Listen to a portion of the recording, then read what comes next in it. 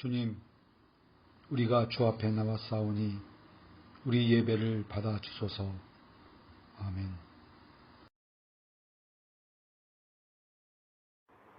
함께 기도드리겠습니다. 하늘에 계신 아버지 하나님, 오늘 우리 주민 공동체는 교회에 모일 수 없는 안타까운 상황에서 각자의 처소에서 예배를 드리고 있습니다. 어디에나 계신 하나님께서 우리의 딱한 사정을 잘 아시오니 우리 예배를 받아주시옵소서. 우리가 사는 세상에 무서운 질병이 우리를 두렵게 하지만 신앙을 잃지 않고 살아가게 하시니 감사합니다. 코로나19로 인하여 치료 중에 있는 교우를 불쌍히 여기시어 속히 회복되게 하시고, 이로 인하여 격리 중에 있는 우리 교우들에게도 주께서 긍휼히 여기셔서 이 시련을 잘 극복하게 도와주소서. 뿐만 아니라 혹독한 질병과 외롭게 싸우고 있는 교우도 있습니다.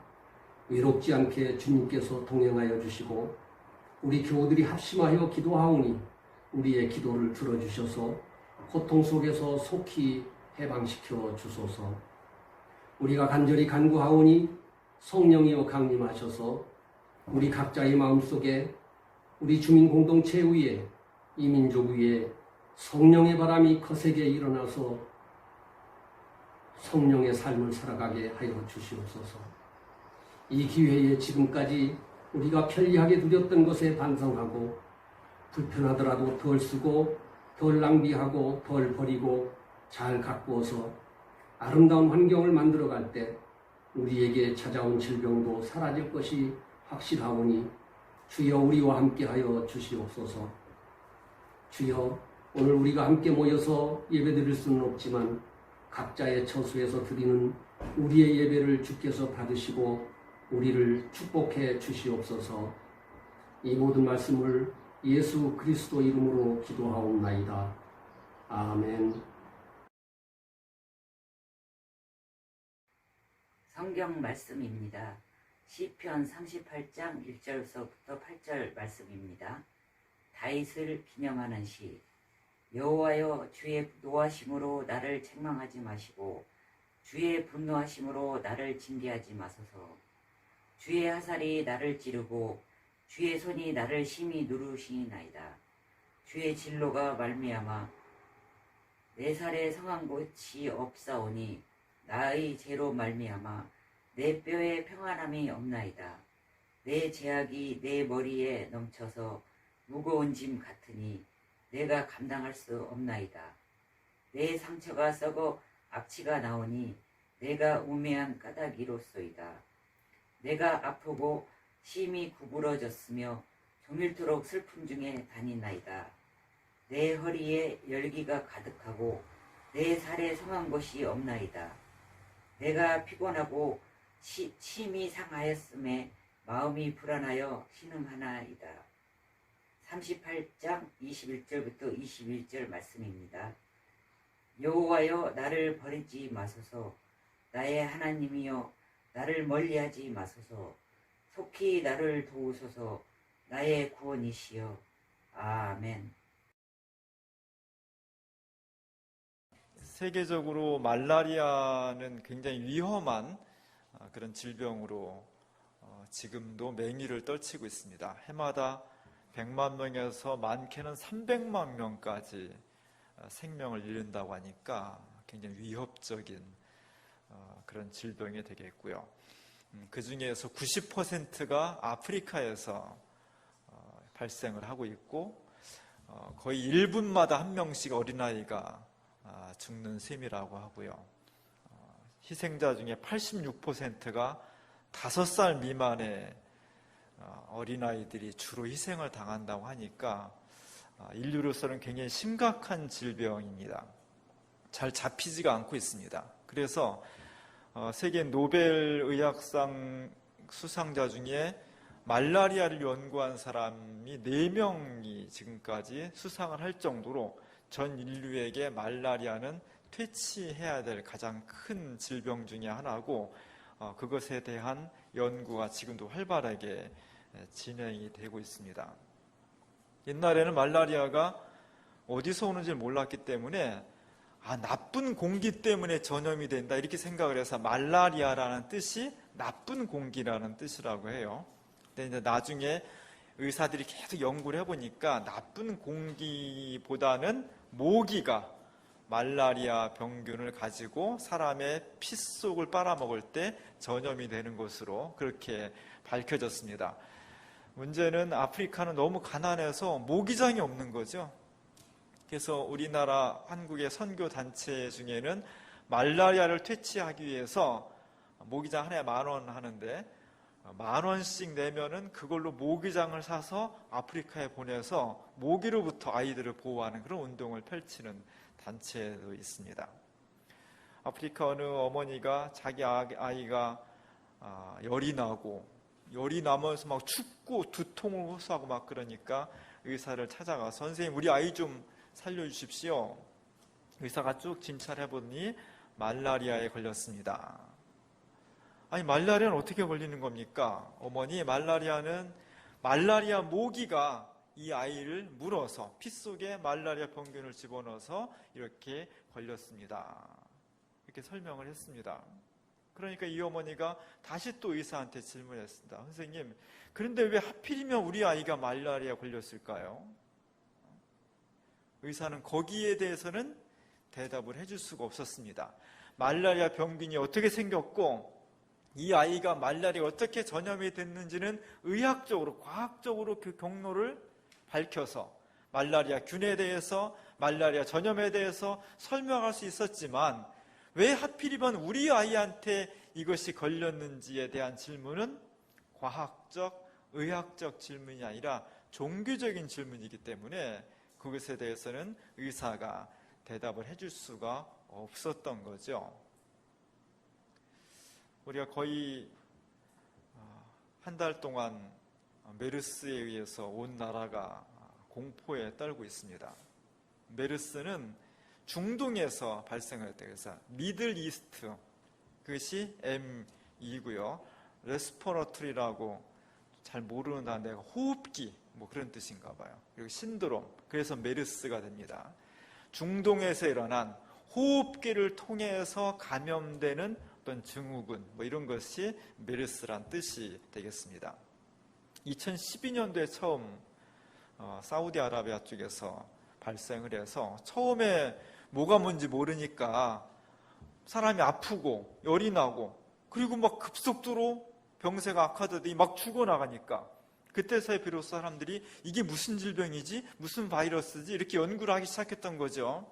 연구를 하다 보니까 이 질병은 단복 낙타에서 옮겨진 것 같다. 이런 보고가 있어서 때아니가 갑자기 낙타가 주범이 되어버렸습니다. 사실 낙타로서는 억울하죠. 유승화 집사님 한겨레 그림판에 낙타에 대해서 낙타는 아무 상관이 없는 거예요. 이 바이러스를 가지고 있다 하더라도. 그런데 사람에게는 결정적으로 취약하게 된 겁니다. 거꾸로인 경우도 있습니다. 사람은 아무렇지도 않은데 동물에게 아주 치명적인 그런 경우도 있는 거죠. 그래서 저것을 연구하기 시작을 했습니다. 저 병의 바이러스에 노출되면 머리가 아프고 몸은 오싹오싹 춥고 막 열이 나고 저 바이러스가 적혈구에 침투해서 적혈구를 파괴하고 나올 때 열이 나는 것이고 그것이 막 혈관에 붙어서 뇌 속으로 들어가서 혈관을 막아버리면 사람이 죽게 되는 거고 뭐 이렇게 되는 겁니다. 특별히 수많은 바이러스가 우리 몸속에 들어오는데 웬만한 거는 다 우리가 퇴치를 하게 되는 거죠. 근데 이 바이러스는 특별히 RNA를 변형시키는 것이라 RNA는 DNA 변형보다 1000배 정도의 변종 능력이 있어서 우리가 그것을 퇴치할 항체를 만들면 그게 또다시 자기 나름대로 변종을 일으켜서 이제 막기가 좀 훨씬 어렵다는 거지만 정상적인 건강성, 생명력을 가지고 있는 사람은 대개는 다 퇴치할 수 있는 능력을 하나님께서 우리에게 주셨다는 겁니다. 근데 특별히 연세가 많으시거나 아니면 기본 질병을 가지고 있는 분들, 암에 걸렸다든지 폐질환이 있다든지 신부정증이 있다든지 뭐 이런 분들, 당뇨 이런 분들은 면역력이 좀 약해서 훨씬 이 병에 노출되기 쉽고 이 병을 통해서 생명을 잃을 가능성이 훨씬 많게 된다는 거죠. 우리나라에는 전혀 이런 것이 없다가 5월 11일 날 바레인에 출장 갔던 사람이 우리나라에 들어옴으로써 처음으로 메르스 바이러스가 우리나라에 들어오게 되었습니다. 문제는 들어온 사람을 바로 격리해서 그분을 치료했으면 아무 문제가 안 되는 거예요. 근데 5월 11일 날 들어와서 이 사람은 마음껏 여러 사람 만나고 돌아다녔는데 그 중에 수많은 사람들에게 이 바이러스를 전파했는데 우리나라 정부는 5월 20일이 되어서야 우리나라에 메르스 환자가 생겼고 이렇게 확산이 되었습니다라고 공식적으로 발표를 하게 되었다는 겁니다. 거의 열흘 동안 국민들은 몰랐던 거고 이런 것에 대해서 정부가 너무너무나도 안이하게 대응을 했다는 것이 안타깝고 분노스러운 거죠. 그래서 어제 날짜로 138명이 확진자가 되었고 중요한 것은 숫자보다도 전날에 비해서 숫자가 늘어나고 있다는 겁니다. 의심스러운 환자는 4,000명이 넘어서 자택이나 병원에서 격리돼서 치료를 받고 있고 그 중에 14명이 목숨을 잃었습니다. 치사율이 10%가 넘었으니까 사우디아라비아에서는 40%가 죽었습니다. 우리랑 좀 다르겠지만 치사율이 굉장히 높은 질병에 속하게 됩니다. 굉장히 어려운 상황이고 그리고 4차 감염자까지 이제 발생을 했다고 하니까 경우에 따라서는 이제 정부가 통제할 수 있는 선을 지나서 이제는 굉장히 조심하고 스스로 개인들이 책임을 져야 되는 그런 상황까지 온 것 같습니다. 이런 상황에서 정부나 의사나 언론은 이런 사실을 정확하게 사람들에게 알려주고 이것에 대해서 경고하고 이것에 대해서 대응할 수 있는 체제를 갖춰야 되는데 그렇지 못했다는 것이 굉장히 안타깝습니다. 이렇게 해야 되는 것은 과학자나 의사나 정부와 언론의 기본적인 사명이기 때문이죠. 여기에도 기독교는 뭐냐? 기독교는 메르스가 뭔지, 어떻게 발생했는지, 그 정체가 뭔지를 과학적으로 알면 좋지만 모른다고 해서 뭐 크게 문제될 건 없습니다. 왜냐하면 제가 과학자가 아니니까. 의사가 아닌데 뭐 모를 수도 있죠. 의사가 아무리 똑똑해도 그 어머니가 말라리아, 왜 우리 애가 말라리아 걸렸습니까? 거기까지 대답할 의무나 책임은 없는 거거든요. 말라리아가 뭡니까 하면 말라리아 모기가 있고 병원은 이렇게 있고 이런 현상이 일어나 이렇게 치료하면 됩니다. 이건 의사가 당연히 얘기해야 되지만 왜 하필 수많은 아이 중에 우리 아이가 걸렸습니까? 여기까지는 말할 수도 없고 말할 필요도 없는 거죠. 반대로 신앙은 다른 것은 과학적으로 알지 못해도 왜 이런 현상이 우리에게 생겼는지에 대해서는 명확하게 이해를 시켜줘야 됩니다. 왜 이런 현상이 생겼는지 과학적으로는 알지 못하지만 이 속에 담긴 뜻이 무엇인지 신앙이 무엇인지 신앙은 그 뜻을 묻는 거예요. 나타난 현상 그 과학적으로 설명하는 것은 학문이 하는 것이고 의학이 하는 것이지만 그것이 왜 오늘 여기에 우리에게 있는지에 대해서는 그 의미, 그 이면의 뜻에 대해서는 기독교가 대답을 해줘야 되는 겁니다. 그래서 우리는 메르스에 대해서 조심하고 메르스는 이런 질병이니까 경고하는 것으로 그치는 것이 아니라 그 속에 하나님께서 어떤 뜻을 담아두셨는지를 말하는 것, 그것이 기독교의 본래적인 사명이 되는 겁니다. 오늘 우리가 시편은 다윗 왕이 보통 지었다고 말을 합니다. 다윗이라는 사람은 이스라엘 역사에서 정말 불세출의 영웅이에요. 이스라엘의 수많은 역사 가운데에서 최고의 전성기, 절정의 역사를 이끌었던 사람이 다윗 왕입니다. 그래서 다윗 이후로는 점점점 다윗 왕조가 쇠퇴해요. 그래서 이스라엘 사람들은 우리가 연약할 때, 남의 나라의 침략을 받을 때, 국력이 막 쇠퇴해질 때, 정치가 막 어지러울 때, 왕이 원망스러울 때, 그때 다윗 왕이 다시 나타났으면 하는 그런 바람을 갖고 그리워했던 겁니다. 우리가 지난 정부부터 현 정부까지 늘 국민의 정부나 참여 정부를 그리워하죠. 왜? 그때보다 자꾸만 국가가 후퇴하고 있으니까. 마찬가지로 이스라엘 역사에서 다윗이라는 인물은 모든 국민에게 희망을 주고 용기를 주고 새로운 국가 모델이 무엇인가를 전달해 주었던 이스라엘의 정점에 있던 임금이었습니다. 그래서 많은 사람들이 우리에게 새로운 구원을 주실 메시아가 탄생한다면 누구처럼 오실까? 다윗 왕처럼 그런 모습으로 오실 거야. 그러면 당연히 그분은 혈통을 타고난다면 메시아는 다윗 왕의 후손이 될 거야. 이런 믿음이 자연스럽게 생길 정도로 다윗은 정말 위대하고 뛰어난 임금이었습니다. 그러나 가만히 살펴보면 그렇게 멋지고 훌륭한 임금이었음에도 불구하고 다윗에게는 씻을 수 없는 과오가 있었습니다. 잘 알고 있는 것처럼 다윗과 밧세바의 불륜이었습니다. 밧세바라는 정말 멋있는 여인을, 남편이 있는 유부녀를 왕의 지위를 이용해서 강탈을 한 거죠. 제가 저 그림 찾냐고 굉장히 애먹었습니다. 왜냐하면 다윗과 밧세바의 그림은 무수하게 널려 있는데 밧세바가 전부 다 옷을 안 입고 나오기 때문에, 왜냐하면 성경에 옷 안 입고 나오는 여성으로 그릴 수 있는 몇 명 안 되는 사람 중에 하나거든요. 화가들이 얼마나 여성의 누드를 그리고 싶었겠어요. 근데 그것이 불경건하다, 공중 도덕을 해친다, 여러 지역에 못 그렸는데 밧세바는 맘 놓고 그렸어요. 왜? 성경에 나오니까, 목욕했다고 나오니까. 그래서 99% 그림이 다 옷을 안 입고 나와요. 옷 입은 밧세바를 구하냐고 제가 애먹었습니다. 저렇게 두 사람이, 다윗과 밧세바가 불륜을 갖게 되고, 그것을 감추기 위해서 정말 다윗 왕한테는 충실하고 신실했던 시나요 장군인 우리야를 합법적인 방법으로 전쟁터에서 죽여버립니다. 그리고 이제 모든 것은 깨끗하게 정리가 되었다고 한, 어찌 보면 굉장히 음흉하고 나쁜 왕이죠. 그래서 그 왕의 행동을 보면 그는 심판을 받아서 그도 죽어야 되고 그의 왕조가 다 파멸이 돼야 돼.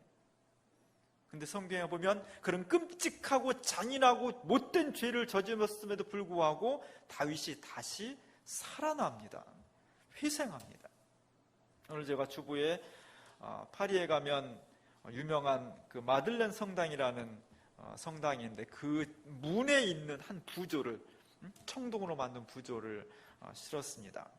이 사실을 아무도 모르겠지, 정말 한두 사람만 알고 있겠지, 완전 범죄를 했는데 하나님께서 나단 선지자를 통해서 다윗에게 아주 직격탄을 날려버립니다.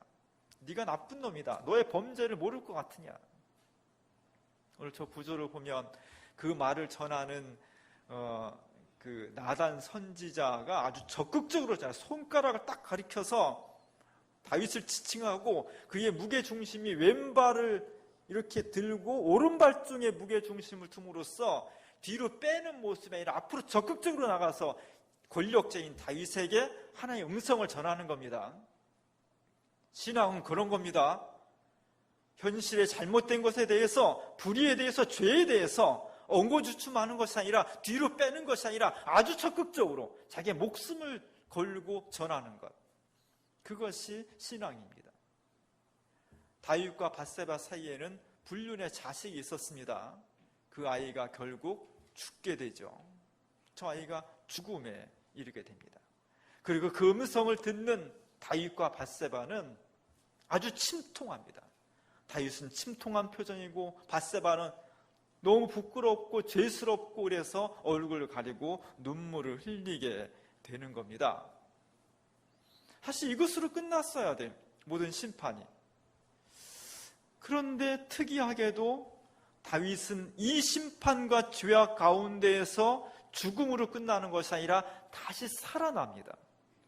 다시 하나님 앞에서 은총과 축복의 주인공이 되는 특이한 역사를 가지고 있습니다. 어떻게 그게 가능했을까? 우리도 살다 보면 많은 죄도 저지르고 나락에 떨어질 때도 있습니다. 다시 일어설 수 있는, 하나님 앞에서 다시 우리가 신앙적으로 회복할 수 있는 유일한 방법이 무엇일까? 다윗은 어떻게 했을까? 오늘 그 비밀이 시편에 나와 있습니다. 오늘 시편의 말씀은 다윗이 자신의 심경을 노래한 것입니다. 하나님, 내가 너무 힘이 듭니다. 너무 괴롭습니다. 하나님께서 나를 막 살을 찌르시고 나의 마음을 고통스럽게 하시고, 하나님 진짜 그렇겠어요? 화살을 가지고 막 찌르겠습니까? 본인이 하나님 앞에서 신앙적으로 자신을 자복하고 회개하는 거죠. 내 죄가 너무 무겁습니다. 내 살이 막 아픕니다. 나는 하루 종일 울며 다니며, 그리고 내 슬픔 가운데 어쩔 줄을 모르겠습니다. 하나님, 어찌하면 좋습니까? 나를 긍휼히 여겨 주십시오. 내가 잘못했습니다. 이 모습을 하나님 앞에 보여준 겁니다. 이것이 열쇠입니다. 이것이 핵심입니다.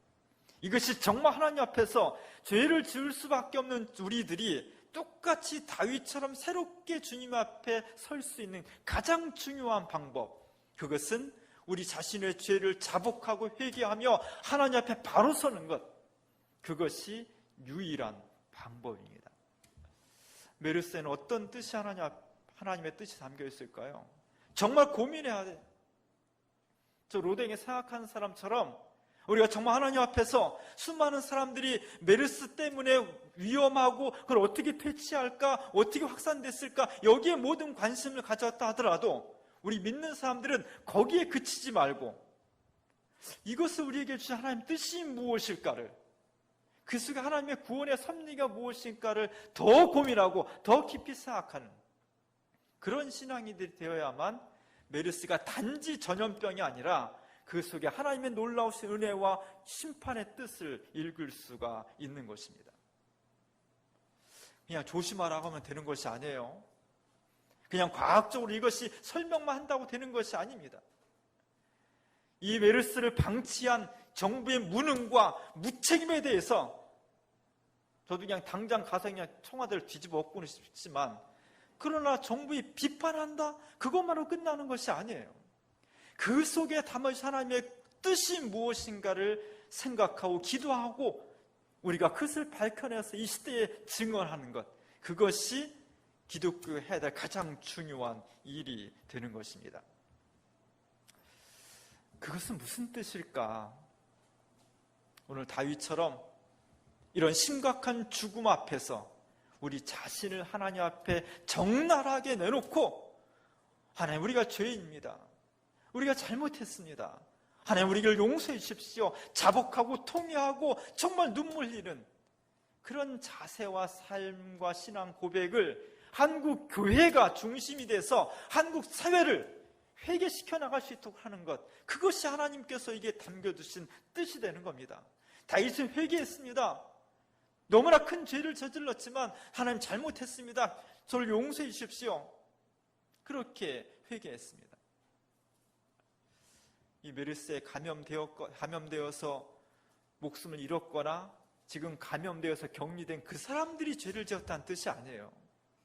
우리 이 시대, 한국 사회 전체가 하나님 앞에서 주님의 뜻과는 정반대라고 하고 있다는 것, 물질과 쾌락과 인간 중심과 오만함과 탐욕과 이 사회를 하나님께서 긍휼히 여기시고 그 사회를 심판하시기 위해서 우리에게 경고를 내리신다는 것을 우리가 분명하게 알고 있어야 돼요. 단순히 의학적으로 메르스는 이런 것이고 이거 조심합시다, 빨리 이것을 퇴치해야 될 텐데 정책을 바로 세우십시오, 이건 누구나 할 수 있는 거예요. 마땅히 해야 됩니다. 그러나 교회는 거기서 멈추는 것이 아니라 그 속에 담아주신 하나님의 경고의 음성을, 심판의 음성을 정말 내 가슴 속에 절절히 느끼면서 내가 회개하고 우리 주민교회가 회개하고 한국교회가 회개하고 그 회개의 심령을 한국 사회에 전파시킴으로써 이 메르스 속에 담겨있는 하나님의 경고와 심판과 구원의 음성을 바르게 들려줄 수 있을 때 교회의 존립의 이유가 있는 겁니다. 한 세대 전에 80년대까지는 교회가 이렇게 크지 않았습니다. 뭐 그렇게 세련되지도 않았고요. 그렇게 안락하지도 않았습니다. 뭐 프로그램도 별로 없었고 지성적이지도 않았어요. 가난했고 무지했고 별 볼 일 없었습니다. 그럼에도 불구하고 한 세대 전의 한국 교회에는 교회 속에 애통함이 있었어요. 회개가 있었습니다. 교회에 오면 우는 사람도 많았고, 그래서 주변에 사람이 싫어했어요. 왜 교회는 우냐 맨날 싫어했어요. 그러나 교회 속에는 세련되지는 못했지만, 부는 없었지만, 지성적이 못했지만, 정말 하나님 앞에서 내가 죄인입니다, 그리스도의 십자가를 바라보면서 하나님 저를 용서해 주십시오, 어찌하면 좋습니까 하고 자복하고 통회하고 눈물 흘리는 그런 것들이 있었습니다. 한 세대가 지난 지금 교회는 부유해졌고 세련되졌고 지성적이 됐고 너무 아름다워졌지만, 그 속에 정말 하나님 제가 죄인입니다, 내 죄를 어찌하면 좋습니까 하는 그런 회개와 통회함과 가슴 아픔은 현저하게 줄어들었습니다. 이것이 발전일까? 이것이 교회의 부흥일까? 그렇지 않습니다.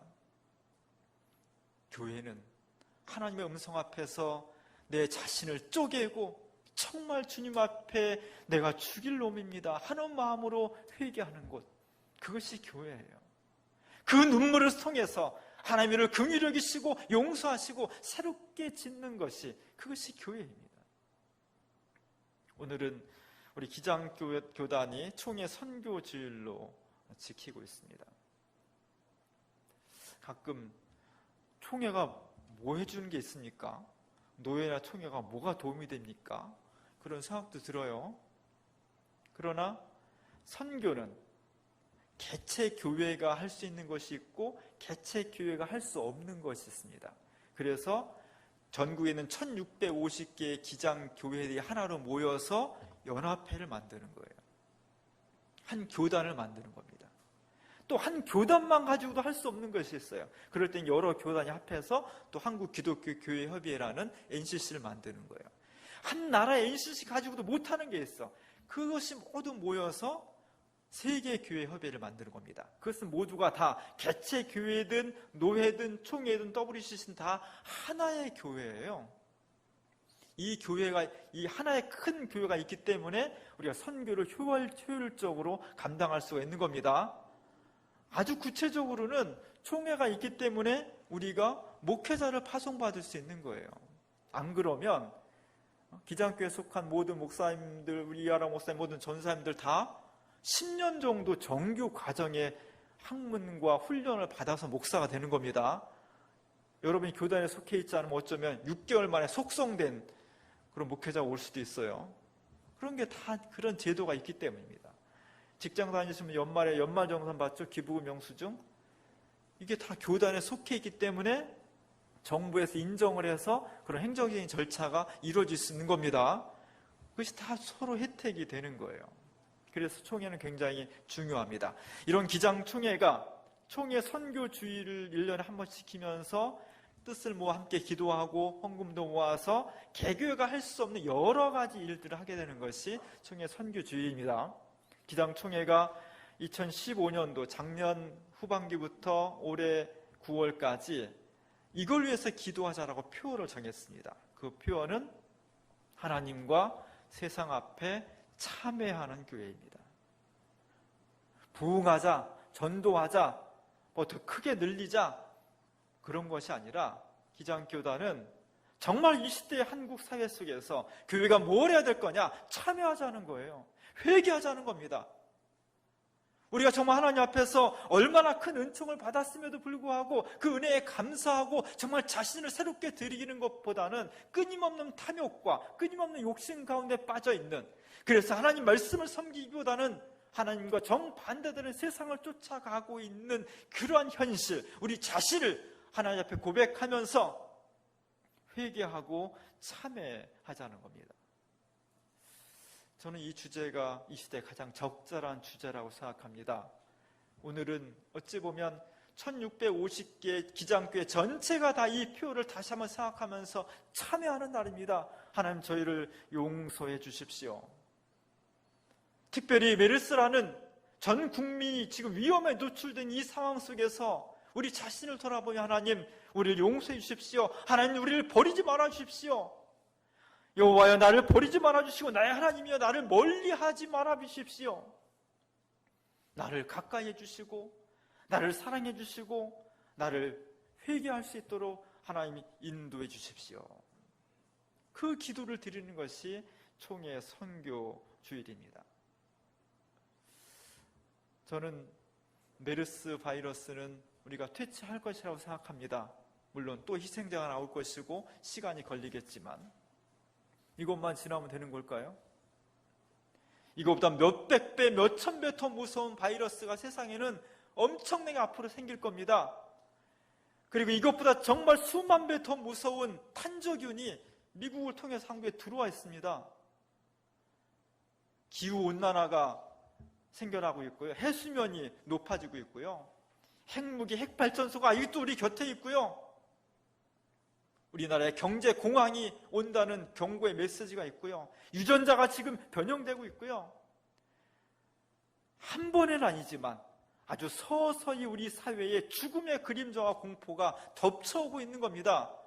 여기에 대해서 우리가 깨어있는 정말 영성 있는 기독교인들이 이러한 현실을 보면서 과학과 의학을 뛰어넘어서 하나님 우리를 용서해 주십시오. 우리의 죄악 때문에 이런 고통이 옵니다. 우리를 용서해 주십시오 라고 하나님 앞에 간구해야 되는 겁니다. 그렇게 죄를 통회하고 자복하며 회개하는 사람에게 하나님께서 용서를 베풀어 주시고 다시 회복시켜 주신다는 것이 오늘의 말씀이에요. 가늠하다 현장에 잡힌 여인도 주님의 손을 붙잡고 용서를 구했습니다. 주님은 그를 향해서 다시는 죄를 짓지 말라고 그를 용서해 주셨습니다. 오늘 정말 필요한 것이 무엇입니까? 정부는 마땅히 거기 정책적으로 대응을 할 것이고 의사들은 빨리 병을 치료할 수 있는 백신을 개발할 것입니다. 그건 그들에게 맡긴 책임이에요. 기독교는 뭘 할 것입니까? 우리가 고칠 겁니까? 우리가 정책을 세울 겁니까? 우리는 바른 사회를 만들면서 또 한편으로 그 속에 하나님의 뜻을, 정말 경고의 뜻을 증언하면서 우리 스스로 회개하고 통회하고 눈물을 흘리면서 새롭게 될 수 있는, 영적으로 각성할 수 있는 그 신앙의 회개 운동을 벌이는 것이 교회가 마땅히 해야 될 일인 것입니다. 하나님 나를 버리지 말아 주십시오. 나를 멀리하지 말아 주십시오. 눈물로 고백하면서 이 시대에 드려진 하나님의 경고를 새로운 생명의 기운으로 바꿔나갈 수 있는 우리 모두가 될 수 있기를 주님의 이름으로 간절히 축원합니다. 은혜로우신 하나님, 무서운 시대입니다. 두려운 시대입니다.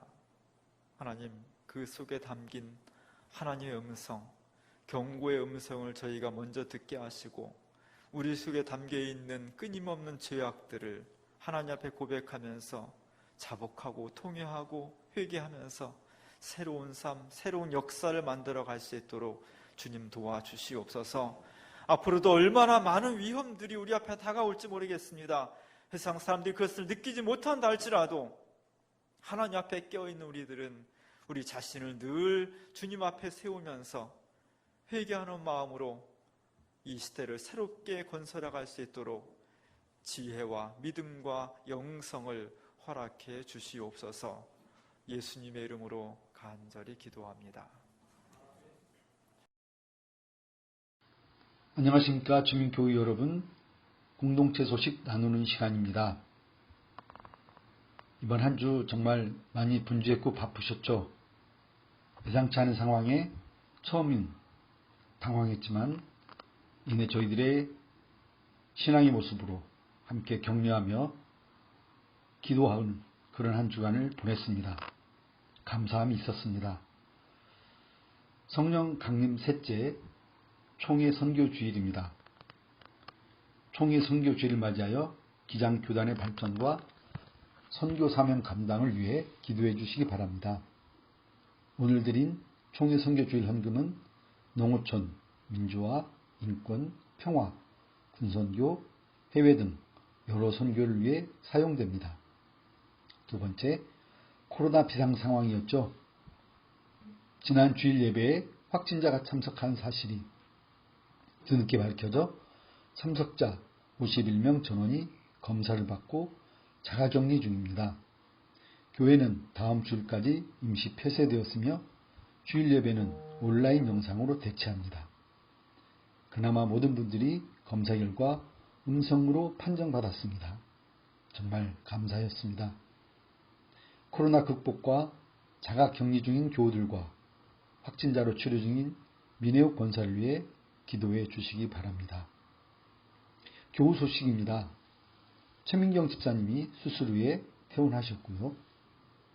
장건장로님께서 재단법인 한국도자재단 이사장으로 취임하셨습니다. 축하의 박수 보내주시기 바랍니다. 예배 안내입니다. 주일 예배는 21일까지 온라인 예배로 드리겠습니다. 더욱 정성으로 함께 하시기 바랍니다. 수요 규모 기도회는 7월부터 재개하겠습니다. 5번째, 한국전쟁 발발 70주년 기장 평화대회가 있습니다. 20일 토요일 철원 백마고지 전적지에서 있습니다. 6번째, 전국 남신도회 임원교육이 19일 10시 유성 라운드호텔에서 있습니다. 7번째, 이춘선 목사님 출판 기념회 및 전시회가 있습니다. 6월 19일 금요일 오후 7시 전주 아트갤러리에 있습니다.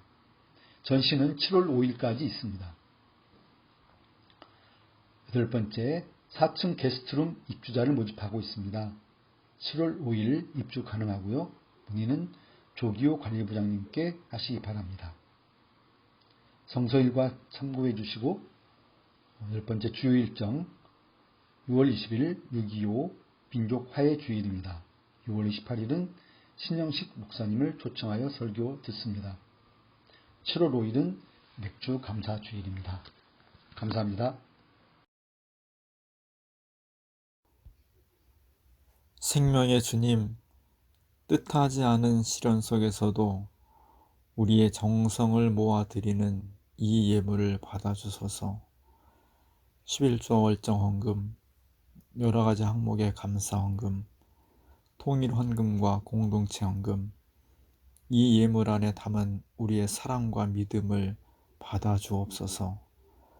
어려움 중에도 믿음으로 드린 모든 손길마다 응답하셔서 가정과 일터를 평안케 하옵소서.